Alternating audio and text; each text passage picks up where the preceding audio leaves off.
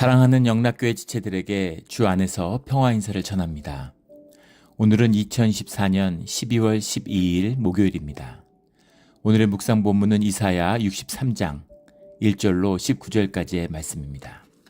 오늘 본문 말씀 63장 1절부터의 말씀은 이렇게 시작합니다. 에돔에서 오는 이 누구며 붉은 옷을 입고 보스라에서 오는 이 누구냐? 그의 화려한 의복 큰 능력으로 거둔 이가 누구냐? 그는 나이니 공의를 말하는 이요 구원하는 능력을 가진 이니라. 63장, 이제 64장은 마지막 65장, 66장으로 이어지는 마지막 심판을 앞두고 있는 이제 그런 말씀이죠. 이 말씀의 의미는 굉장히 깊은 것입니다. 63장의 말씀을 그냥 처음에 읽으면 이제 60장부터 쭉 이어졌던 59장의 죄의 고백이 나오고 60장부터 죄사함과 주님의 은혜, 구원의 말씀과 축복의 말씀이 언약이 쭉 주어졌는데 63장 가면 왜 예전으로 돌아가서 똑같은 말이 또 나오는가?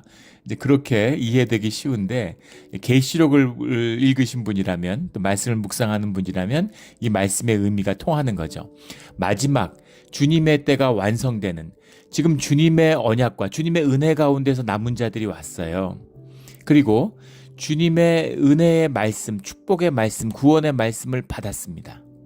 말씀을 받았는데 그 말씀을 빚고 가는 길 가운데 말씀의 성취로서의 주님의 심판이 임하는 것이죠.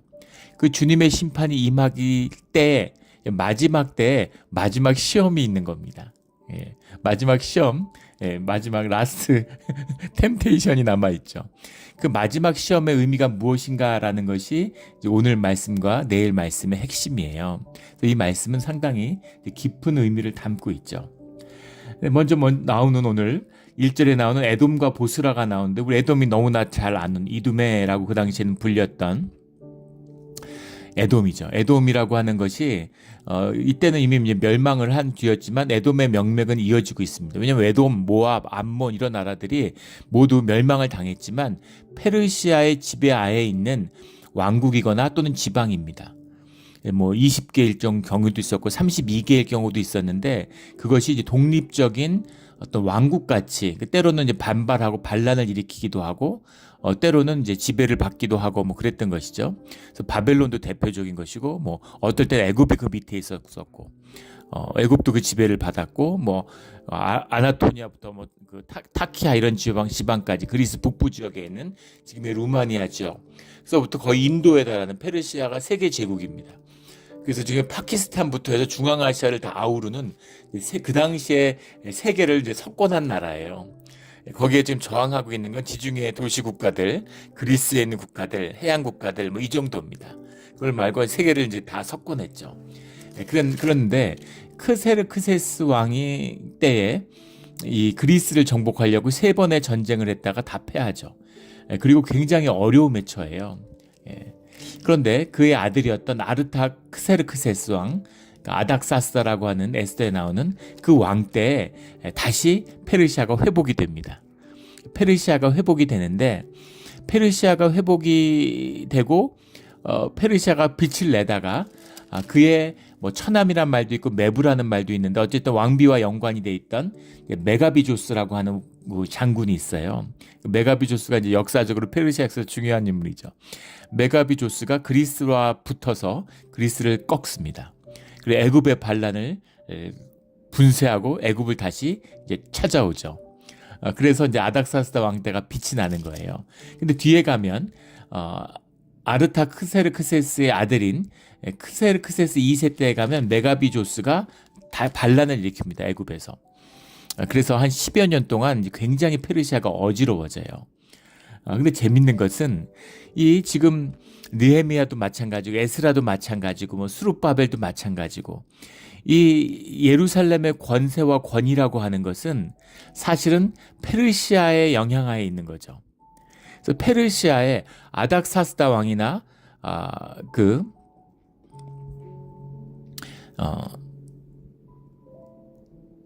그럴 때는 그 사이러스 키루스 대제 때 이럴 때는 굉장히 유대인에게 우호적인 겁니다. 그러면 유대인들의 입지가 굉장히 강해지고 예루살렘이 이제 튼튼해지는 거예요. 그럼 주변에 사마리아 총독이나 뭐 이제 이두메 총독이나 모압 총독이나 이런 사람들이 못 건드리죠. 심지어 에스라나 느헤미야 때는 막강한 권한이 있어요. 느헤미야는 이미 굉장한 실력자였습니다. 페르시아의 실력자였고 페르시아의 뭐 2인자였다 이런 소리를 듣던 사람이에요. 그런 사람이 유대인이니까 그러니까 예루살렘의 총독으로 온 거죠. 그러니까 주변에서 못 건드려요. 에스라 때는 이 팔레스타인 전체 지역에 대한 지배권을 얻었죠. 물론 그 지배권은 페르시아가 준 것이죠.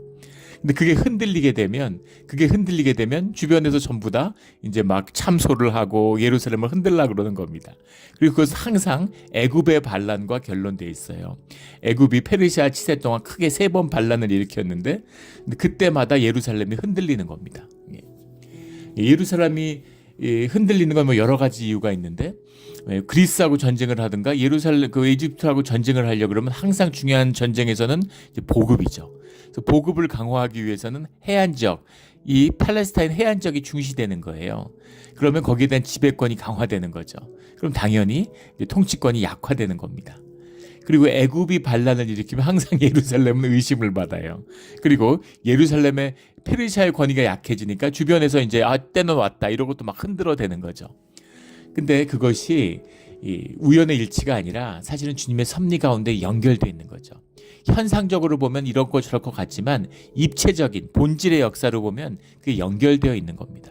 페르시아는 주님이 쓰는 도구죠. 바벨론도 마찬가지였고 아수르도 마찬가지였습니다. 그래서 페르시아의 왕이 하나님의 뜻을 존중하고 주님의 공의를 행하면 그러면 페르시아도 안정되고 세상도 안정되고 그 안에 있는 유대인들도 이 예루살렘도 복을 누려요. 그런데 이 주님의 뜻 가운데 페르시아가 이탈하게 되면 그 질서가 어지럽고 세상이 어지러워지면 그러면 예루살렘도 어려움을 겪습니다. 이것이 뒤에 그 권위에 순종하라고 하는 그 바울이 로마 시민권자였기 때문에 뭐 로마에게 우호적이었던 거 아니냐 뭔가 소리를 하지만 또는 뭐 세상과 타협했다, 종교라서 세상에 굴종했다 그런 게 아니라 주님의 섭리 가운데 다스려지는 세상의 핵심이에요. 주님이 허락하시지 않은 권위란 있을 수가 없습니다. 그러면 주님이 허락하셨기 때문에 의롭고 공의로운 것인가? 그렇지 않죠. 주님이 이루어져 가시는 주님의 역사의 섭리가 있어요. 주님이 선한 것도 쓰시지만 악한 것도 쓰십니다. 그 모든 것이 다 주님의 사실은 선한 역사를 이루어가는 것이기 때문에 선한 역사의 일부죠. 우리 여러 번 나누었죠. 훈련소에 가면 악마 조교가 있어요. 악마 조교가 뭐 인간성이 나쁘고 무슨 악한 존재입니까?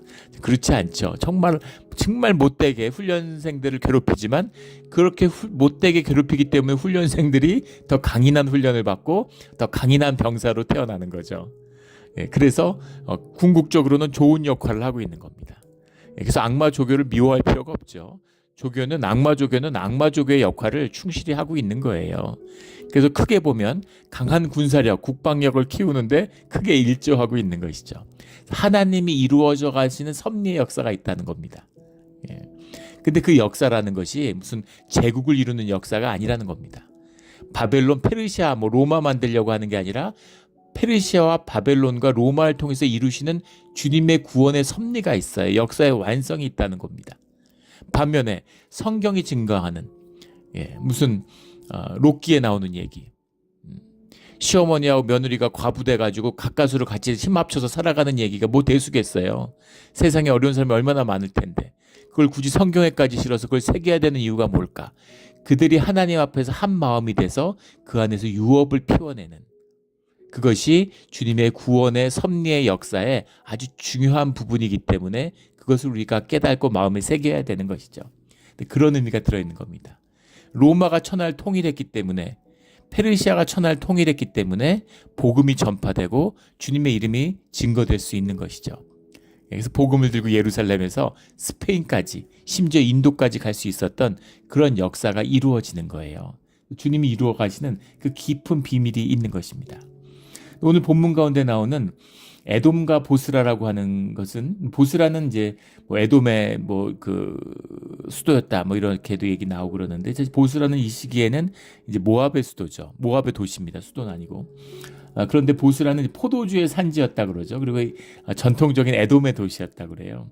그리고 포도주라는 것이 붉은색을 상징하고 에돔도 붉은색을 상징하죠.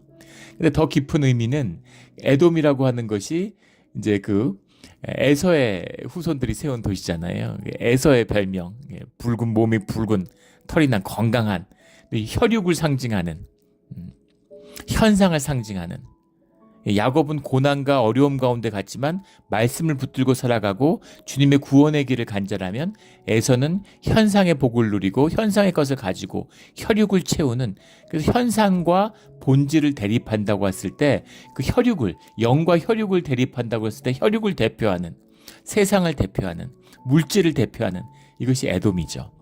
에돔과 보스라예요. 현상적으로 보면 복을 누리고 축복을 받은 것 같지만 그 보스라를 메시아가 가서 밟는다는 겁니다. 심판의 때가 왔을 때 심판이 임하는 거죠. 2절에 어찌하여 내 의복이 붉으며 내 옷이 포도주를 밟은 자 같은가. 그래서 이 포도즙의 틀을 밟는 것을 피에 비유하고 있어요. 3절에 가면 그들의 선혈이 내 옷에 튀어 내 의복을 다 더럽혔으며 포도주를 밟는 게 신명기에도 보면 심판의 표상이죠. 그 포도주를 밟아가지고 그 튄 포도주의 색깔이 피를 몸에 묻힌 그걸 의미하는 거죠. 살짝 밟으면 이 포도를 따다가 포도를 골라서 딸 수가 없잖아요. 다 딴 다음에 이제 그것을 분류하는데 요즘엔 그것을 이제 뭐 기계가 분류한다고 그래요. 그런데 예전에는 틀에다 다 넣고서 이제 밟는 겁니다. 그러면 뭐부터 터질까요? 묽은 잘 익은 포도부터 터지는 거죠. 살짝 밟으면 거기서 아주 달고 맛있는 포도즙이 나오는 거예요. 그런데 계속해서 모질게 밟아대면 어떻게 되겠습니까? 설 익은 포도주들도 다 터지는 거죠. 그러면 이제 신포도들이 터져가지고 쓴 맛이 나오는 겁니다. 그것이 심판의 수학의 의미가 아니라 심판의 의미가 되는 거죠. 심히 짓밟았기 때문에 그 선혈이 튀어 옷에 내 의복이 더럽혔구나 이렇게 되는 겁니다. 그래서 피를 덧입은 옷 이것이 이제 뭐 십자가를 상징하는 것이다, 뭐 예표다, 뭐 이렇게도 해석하기도 하는데 십자가의 흰 옷에 묻은 피 이것이 구원의 때고 심판의 때인 거죠. 구원과 심판은 동전의 양면입니다. 예수님의 보혈은 우리의 구원이지만 동시에 세상죄에 대한 무거운 응징이죠. 심판입니다. 죄에 대한 심판을 담고 있는 거죠. 그래서 이 말씀을 받으면 7절부터 19절까지의 말씀이 이제 이해가 됩니다. 페르시아 때가 와가지고 이제 아주 좋은 줄 알았는데 그런데 다시 어려운 시기가 왔어요. 메가비 조스 때 반란이 일어나고 애굽에 반란이 일어나고 뭐 이러면서 이제 굉장히 그 제국이 어지러워지는 이제 그런 시기가 왔을 때 그 어려움에 대한 고백이다 뭐 이런 얘기가 나오는데 뭐 그런 현상적인 사건일 수도 있지만 본질적으로는 주님의 구원을 받고 구원을 이루어가는 때에 있는 그런 주의 백성, 주의 믿음의 사람들, 남은 자들의 고백이 담겨 있는 겁니다. 그런데 그 마지막 때와 심판이 다가올 때 임하는 그런 남은 자의 고통 가운데 고백이라고 하는 것은 양면성이 있는 거죠. 남은 자 가운데서는 종교인도 있고 신앙인도 있기 때문입니다. 종교인이 아직도 살아남았어? 신앙인들은 기본적으로 종교인이기도 하죠. 이것이 이제 어려움이에요. 이것을 가려야 되는 시기가 온 겁니다. 종교의 변증과 신앙의 변증이 같이 나와요. 근데 이것은 무엇과 같으냐면은 종교인과 신앙인을 가릴 수 있을까요? 주님이 종교를 허락해 주시는 거죠. 별을 지키기 위해서 이삭을 지키기 위해서 쭉정이들을 주님이 용납해 주시는 거예요. 신앙을 담기 위해서 종교의 그릇을, 종교의 겉옷을 용납해 주시는 겁니다. 그래서 그렇게 왔어요. 그래서 종교인과 신앙인이 하나가 돼서 남은 자로 남은 겁니다. 근데 마지막 때가 되면 그것을 구분하는 때가 온다는 거예요. 종교는 살아남을 수 없을 때가 온다는 겁니다. 이것이 남은 자의 마지막 이 고백이고 변증이죠. 마지막 심판 앞에선 마지막 변증과도 같은 것이에요. 근데 왜 이렇게 됐을까? 한번 생각해 보세요. 얘가 전에 그런 비유를 든 적이 있죠. 우리 한강에 두물머리 가서 그 양평 있는 그쪽에 가면 두물머리가 있잖아요. 북한강과 남한강이 합쳐지는 곳입니다. 근데 북한강과 남한강이 합쳐지는데 어디가 북한강이고 어디가 남한강인지를 구분할 수 있을까요? 우리가 개념적으로 성경 말씀을 나누면서 0과 6을 구별하지만 0과 6을 구별할 수가 있나요? 0과 6은 하나입니다. 0이 6이고 6이 0이에요. 우리는 몸으로서 0과 6을 함께 살아가고 있어요. 그래서 몸에 경건이 없는데 영의 경건이 있어. 뻥입니다. 거짓이에요. 그런 거 없어요. 영이 경건하기 위해서는 몸이 경건해야 됩니다. 그런데 몸이 그럼 경건하면 6이 경건하면 0이 경건한가? 0이 경건할 수도 있지만 그렇지 않을 수도 있죠. 경건한 유대인들이 오순절에 주님의 성령의 역사를 만나요. 자꾸만 이 개신교 타락하니까 뭐 현상적인 이적들, 뭐 불 같은 게 내려오고 뭐 바람이 불고 막 이런 거에 집중하지만 본질은 하나됨이죠. 근데 그 하나되는 코이노니아와 성령이 피어나는 것을 보는 자들, 그들은 주님을 영접하게 말씀을 만나게 됩니다. 그런데 그렇지 않은 자들은 이 사람들이 낮술을 먹고 취했나? 이렇게 받아들이는 거죠. 근데 중요한 것은 경건한 유대인들에게 하나님이 오순절의 역사로 주님의 계시의 역사를 보여주신다는 거예요. 베드로의 말씀이 선포된다는 겁니다. 그래서 종교인, 경건함, 종교의 경건함이 있는 곳에 하나님의 구원의 말씀이 임해요. 그래서 말씀을 받게 되는 겁니다. 그러면 그 경건함이 하나님의 구원을 이룰 수 있느냐? 그렇지 못하다는 거죠. 구원을 이루어가는 통로이지만 그것이 구원의 보증이나 구원의 약속이 되지는 않는다는 겁니다. 우리 교회 생활도 마찬가지죠. 내가 중직을 맡고 새벽 기도하고 연보를 열심히 하고 봉사하고 밥하고 열심히 섬겼어요. 그런 경건함이 있기 때문에 주님의 성령과 함께 할 수 있고 주님의 말씀을 받을 수 있죠. 그러면 내가 열심히 하고 경건하고 봉사하고 연보하면 하나님의 말씀이 나에게 보증된 것인가? 구원은 그래서 나에게 조건적으로 주어진 것인가? 그거는 아니라는 겁니다. 그 의미죠. 이 마지막 남은 자들, 역사적으로도 그랬죠. 이 남은 자들이 주님의 신앙을 받는, 주님의 말씀을 받는 구원의 그 실로에 천천히 흐르는 물을 이루어낸 자들이 있는가 하면 반대로 회당 유대교라고 하는 역사상 최강의 종교라고 하죠. 독하고 강력한 종교를 만들어내는 회당 유대교로 흐르게 됩니다. 말씀이 150년간 그 뒤로 끊어져요. 150년간 유대인에 대한 아무 이야기가 없습니다. 그 뒤에 환란 가운데 마카비 혁명이 일어나는데 그때 다시 한번 말씀의 역사가 또 불타오르게 되는 거죠. 그러면서 또 종교인들의 모습들이 전면화됩니다. 늘 같이 짝을 이뤄 나타나요. 하지만 종교는 종교고 신앙은 신앙입니다. 아무리 우리가 빨가벗고 살 수가 없잖아요. 겨울에 산다고 생각해 보세요. 항상 옷을 입고 있으니까 옷이 내 피부 같고 잘 때도 내복 입고 자고 그리고 예전에 내복 입고 자고 잠옷 입고 잔다고 생각해 보세요. 옷이 나갔죠. 근데 옷은 내가 아니고 몸은 몸이고 옷은 옷이죠. 옷이 떨어져야 될 때가 있다는 겁니다. 그런데 유대인들이 이 회당 유대교를 만들고 경건한 유대교를 만드는 거예요. 정통주의자들. 지금도 그렇잖아요. 지금 정통주의자 한번 보세요. 유대 정통주의자들. 머리를 그냥 계속 길러서 따가지고 거기다가 말씀을 이렇게 막 매달고 옷에다 기세다 매달고 여름에 더운데 캘리포니아는 양반이죠. 동부 같은 여름에 얼마나 덥습니까? 습하고. 그래도 코트 같은 옷 입고 중절 모자 쓰고 그러고 다녀요. 봉사하고 온갖 일을 다 합니다. 내가 이렇게까지 하는데 내가 이렇게 했는데 주님이 나를 구원해 주지 않으십니까? 종교의 반응은 그것이죠. 우리가 이렇게까지 했으면 주님은 우리와 함께 하는 거야. 마치 주님을 가둔 것처럼, 율법에 가둔 것처럼, 예배당에 가둔 것처럼, 회당에 가둔 것처럼 생사하는 거죠. 성전에 가둔 것처럼 주님 우리와 함께해.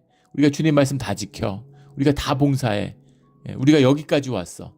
우리가 그 노예와 그 혹독한 그 핍박을 받고도 주님의 말씀을 지켜서 우리가 이렇게 남은 자가 됐어. 이렇게 되는 거죠. 근데 그게 구원이 아니라는 겁니다. 그곳에서 주님의 은혜를 만나고 살아계신 주님의 성령과 동행하고 마음이 낮아지고 겸손해지고 부드러워져서 그 예수를 영접하고 주님의 영과 함께하는 자들은 부드럽고 그리고 겸손합니다. 예. 그리고 잔잔해요. 막 종교인들은 막 의의를 자랑하잖아요. 예. 내가 주님한테 이렇게 했어. 내가 이렇게 해서 주님을 살아남았어. 내가 이렇게 주님 믿어주는 사람이야. 예. 내가 막 40일 금식 기도를 한 사람이야. 무슨 새벽 기도 30년 동안 한 번도 안 빠졌어. 내가 산기도원 가가지고 나무 뽑았어. 막 기도해가지고 내가 방언 기도 막 12시간씩 해. 뭐 이런 식으로 나의 의의를 자랑하는 거죠. 그게 이제 종교의 모습입니다. 그래서 그런 걸 자랑하는데 오늘 말씀 가운데 그 두 반응이 같이 나오고 있죠. 그래서 마지막 심판을 앞선 그런 남은 자들의 변증이다 이렇게 말씀을 드리는 겁니다. 10절에 보면 그들이 반역하여 주의 성령을 근심하게 하였으므로 그가 돌이켜 그들의 대적이 되사 친히 그들을 치셨더니 그들을 반역하여 주의 성령을 근심하게 하였다. 성령이 이게 이방인의 얘기고 우상 숭배자들의 얘기일까요? 아니죠. 남은 자의 이야기입니다. 성령이 함께 하시잖아요. 그런데 성령을 근심하게 하는 게 반역이라는 거죠. 주님을 반역했다, 배교했다는 얘기는 성령을 근심하게 했다, 성령을 거슬렀다 이런 이야기예요. 이게 종교의 비극입니다. 우리 예전에도 나눴죠. 종교인들은 이렇게 생각해요. 아니 우리가 교회 다녔는데 우리가 평생 예배 드렸는데 내가 평생 연보했는데 그래도 나는 믿지 않는 자들하고는 다르지. 저 사람들하고는 달라 나는. 이렇게 생각하는 거죠. 저들은 주님의 이름을 모르잖아. 저 사람들 교회 안 다니잖아. 나는 그래도 교회 다녔잖아. 이런 거죠. 그런데 주님의 심판의 말씀, 결론의 말씀은 뭐예요? 교회 다니는 게 더 안 좋았다는 겁니다. 그게 비극인 거죠. 우리 예전에 나눴죠. 굶는 거하고 상한 음식 먹은 거하고 뭐가 더 나쁘냐고. 배고프면 그냥 배고파서 힘든 거 다예요. 상한 음식 먹으면 잘못하면 죽습니다. 병원 안 가면. 그런 거죠. 근데 이거 변론이라고 하는 거, 그럼 변론의 심판이라고 하는 거 지금 종교에는 죽어라 이거냐? 아닙니다. 이걸 또 오해하면 안 돼요. 또 여기서 성령을 근심하게 한다는 것, 성령이 우리를 구원하시는 주체고 우리가 돌이킬 수 있는 근거입니다. 우리가 이 말씀에 종교와 신앙이 우리 가운데 같이 있어요. 이 두 가지가 같이 나오는데 이게 이제 그 신앙인의 아픔이죠. 종교의 거짓이 우리 안에 있어요. 우리가 거짓되이 주님을 섬겼습니까? 아니에요. 이것을 선악과를 먹은 사람들이 선악으로 하는데 그건 남은 자들이 아니죠. 이 경건함의 의미를 몰라요. 종교의 경건함조차 모르고 요즘 개신교는 무너져서 뭐 교회 중직자들이라고 그러고 평생 교회 다녔는데 최소한의 교회 경건함도 지키지 못합니다. 신앙이 뭔지를 어떻게 알겠어요? 종교의 경건함도 모르는데. 그런 얘기가 아니죠. 진심을 다하고 성실하게 주님을 열심히 섬겼어요. 베드로의 통곡입니다. 베드로가 주님을 위해서 내가 죽겠습니다. 그게 거짓이었습니다. 주님을 속이려고 그런 거예요? 자기를 드러내려고 그런 거 아니죠. 진심이에요. 진심으로 내가 주님을 위해서 죽고 싶어요. 주님을 구하고 싶어. 주님과 함께 하고 싶어. 근데 그게 거짓이라는 거예요. 나는 그럴 수 없다는 겁니다. 내겐 그런 능력이 없어요. 우리 59장에 나온 9가지 우리가 하는 고백이 그 의미죠. 우리는 안 돼요. 우리 자체가 거짓이야. 우리 자체가 죄야. 저는 안 되는군요. 통곡이 임하는 겁니다. 이게 내 진실이었군요. 주님을 만나면 통곡이 임하는 거예요. 나는 안 되는구나. 내가 했던 게 다 거짓이군요, 주님. 나는 이거밖에 안 되는군요. 그런데 주님이 그런 나를 품어주시고 나와 함께 해주신다는 거예요. 나를 의롭다 해주시고 나를 구원의 길로 인도해 주신다는 겁니다. 그래서 그 주님의 심판 가운데 변론이 나왔는데 그것을 분별하는 능력, 주님 안에서 분별하는 것을 분별하는 지혜가 주님과 함께하는 우리에게 있어야 된다는 말씀을 주고 계시는 겁니다. 분별하면 돼요. 내가 나의 안에 아픈 주님으로 인해서 애통하는 깨진 심령이 있구나. 아픔이 있구나. 그 아픔을 주님이 품어주셨구나. 감사합니다, 주님. 정말 감사합니다. 오직 주님의 은혜였습니다. 그런 고백이 임하면 되는 거고. 그게 아니라 나는 종교였군요. 나는 거짓이었군요. 그럼 어떡하겠어요? 통곡이 임하고 주님께 돌이키면 되는 겁니다. 그러면 구원받는 거예요. 그래서 이것은 종교를 향한 심판이라기보다는 종교를 향한 구원의 손길인 겁니다. 그렇게 회복시켜 주시는 거예요. 예. 그래서 주님과 함께하는 겁니다. 그런데 성령을 거스리면 어떻게 되겠어요? 성령이 하나님이신데, 하나님이 우리를 구원하시는 유일한 길이고 주체신데, 근데 주님을 거역해. 그러면 뭘로 돌이키고 뭘로 용서를 받습니까? 누가 용서를 해주고 누가 구원을 베풀어 주세요? 그래서 모든 잘못과 죄는 용서받을 수 있지만 성령을 거스르는 죄는 용서받을 수 없는 겁니다. 그래서 창기와 세리는 구원받을 수 있지만 바리새인은 구원받지 못하는 거예요. 무서운 얘기입니다. 무서운 얘기예요. 살아계신 주님을 영접하고 주님과 함께하는 그 고백이죠.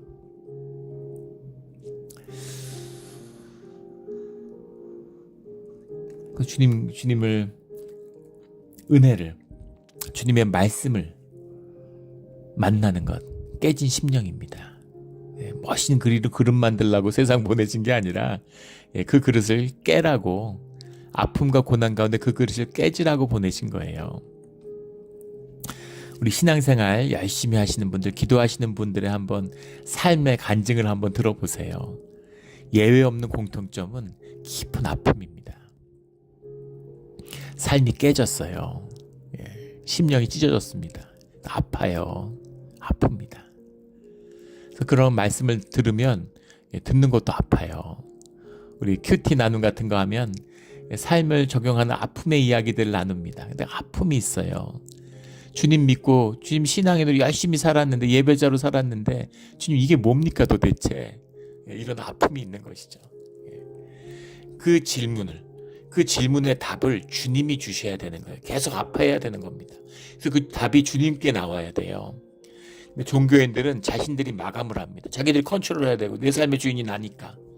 그게 성령을 거스르는 거예요. 성령 거스른다고 그래서 갑자기 무슨 이교도가 되고 무슨 우상 숭배하고 이랬다는 게 아니죠. 주님을 버렸다고 예배를 걷어치고 무슨 그런 게 아니잖아요. 내가 결론을 짓는 거예요. 주님이 말씀하시지 않았는데, 주님이 결론을 내지 않았는데 내가 결론을 낸 회당 유대교 같은 거죠. 지금의 오늘날 이스라엘 예루살렘 같은 거예요. 주님이 말씀하시지 않는데 자기네들끼리 뜻 모아서 돌아와서 나라 세우고 온갖 나쁜 짓 다 하는 거죠. 못된 짓 다 하고. 그래서 성경에 여호와의 이름을 더럽히는 거예요. 그 짓을 끝도 없이 하고 있는 겁니다. 그래도 종교의 경건함이 있기 때문에 땅의 복을 받아요. 근데 도대체 우리 개신교들은 뭡니까? 하늘의 복을 누려야 되는데 하늘의 복은커녕 땅의 복도 못 누리는 것이죠. 이게 비참한 우리 오늘날 개신교의 모습이에요. 교회의 모습입니다. 시련과 고난을 주님이 축복으로 주시는 거죠. 그 고난을 통해서, 어려움을 통해서 신앙이 새로워질 수 있는 남은 자의 역사를 시작하시는 거예요. 그런데 그 남은 자의 역사의 끝에서 우리 그 봉쇄 기간에, 팬데믹 기간에 참 교회 오면서 깜짝 놀랐습니다. 그 전에 15년 동안 교회가 닫혔잖아요. 이런 상황에서 교회가 문을 1년을 닫았는데 교회가 사라지는 거 아닌가, 사실 그런 마음도 들었습니다. 근데 그 안에 교회를 사랑하는 마음을 가진 주의 남은 자들이 있어요. 신기하죠?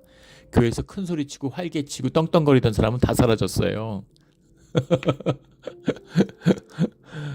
믿으라고 막 큰 소리 꽝꽝 치든. 우리 교회 자꾸 조그만 교회니까 우리 교회 헌금 정도인데 혼자도 감당할 수 있다고. 무슨 돈이 문제입니까? 그렇게 큰 소리 꽝꽝 치든 이런 사람들은 교회가 어려워지니까 다 사라졌는데, 조용히 나와서 주중에 아무도 모를 때 잡초 뽑고, 지금도 그런 분들 계시잖아요. 교회 청소하고 가고 조용히 기도하고 가고, 그런 분들이 있기 때문에 교회가 새로워지고 다시 출발하는 겁니다. 그런데 그 남은 자 중에 세워지는 교회, 그 안에 축복과 은혜가 있어요. 하지만 그게 다가 아니라는 것이죠. 주님이 우리의 신앙을 새롭게 하시는, 우리의 정말 가장 순결한 순결한 신부로 우리를 거듭나게 하셔서 주님의 혼인양의 잔치의 주인공으로 우리를 불러주시는 거죠. 그게 마지막 심판의 의미입니다. 그 마지막 심판의 변론에서 신앙으로, 정금으로 나와야 되는 거죠. 거기서 타서 없어지면 안 돼요. 태울 건 태워야 되겠지만 거기서 정금으로 종교의 옷을 벗어버리고 순결한 몸으로 주님께 나가야 되는 겁니다. 우리 그런 신앙, 그런 은혜, 그런 실제를 삶에서 만나는 우리의 신앙의 자리, 진짜가 되는 우리 신앙이 되기를 예수 그리스도의 이름으로 축원합니다. 아멘. 기도드리겠습니다. 하나님 아버지 감사합니다. 우리 이사야 63장, 64장 말씀은 참 어려웠습니다. 하지만 주님이 때에 맞는 또 말씀을 깨닫게 해주시니 감사합니다. 우리의 신앙의 길 가운데 늘 주님과 함께하며 주님께 돌이키고 또 돌이키는, 아프지만 때로는 부끄럽지만 숨김이 없는, 진실로 주님 앞에 돌이키는 우리의 신앙의 자리가 되게 하여 주시옵소서. 은혜를 베풀어 주시니 감사합니다. 감사하며 예수 그리스도 이름으로 기도드렸습니다. 아멘.